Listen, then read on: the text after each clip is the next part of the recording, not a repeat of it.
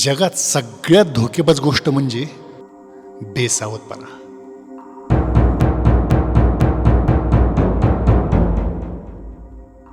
म्हणून तत्व आहे माझं, जिथं तर्क लागत नाही ना तिथं गाफील राहू नये.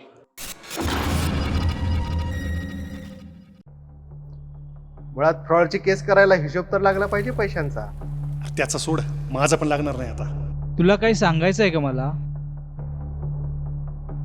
माझ्यासाठी ही केस नाहीये, संधी आहे प्रमोशनची.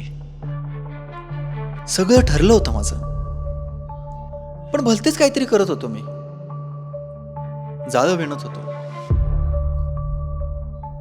पण कोणासाठी? एक हॅकिंगची केस आहे सर. दे कंप्लेंट पाठवून. कंप्लेंट नाही आहे सर, ब्लॅक मनीची केस आहे सर. मला माहिती आहे तुझ्या मनात असंख्य प्रश्न आहेत. Crack the deals and get your answers. Okay, then what the next deal? एक काम कर, आपली माणसं तयार ठेव, आपण रेड मारू, त्याचं एक्झॅक्ट लोकेशन काढ.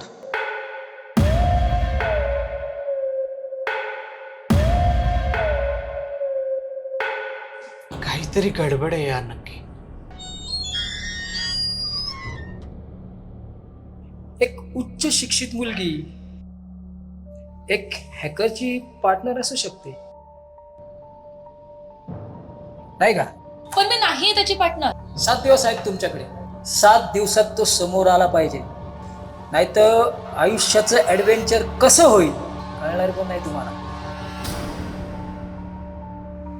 ती एकमेव आहे जिने त्याला पाहिलंय, भेटलीये. तिनं जर ठरवलं ना तर तिला असा काही धागा सापडू शकतो जो आपल्याला माहित नाही.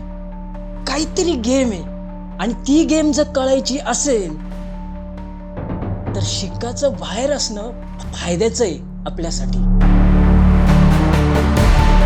मी ना काल त्या हॅकरची फाईल स्टडी केली. ॲक्च्युली 8 मेन नावं आहेत आणि तीच नावं वापरून वेगवेगळे आय डी काढले. या सगळ्या नावांचे गव्हर्नमेंट आय डी फेक आहेत. फक्त एक नाव असं आहे ज्याचा आय डी खरा आहे. कोणतं? भास्कर दिवाकर. हे कसं काढलं? या नालायकाने तुझा फोटो एका इनोसंट हॅकरला दिला होता. What? अनुराग? ही जर पलटली ना तर केस संपलीच. नाही सर, केस इज ऑन. आपल्याला ना खूप घटना अनपेक्षित वाटतात, पण ॲक्च्युली त्या अपेक्षितच असतात, कारण आपण गाफील असतो.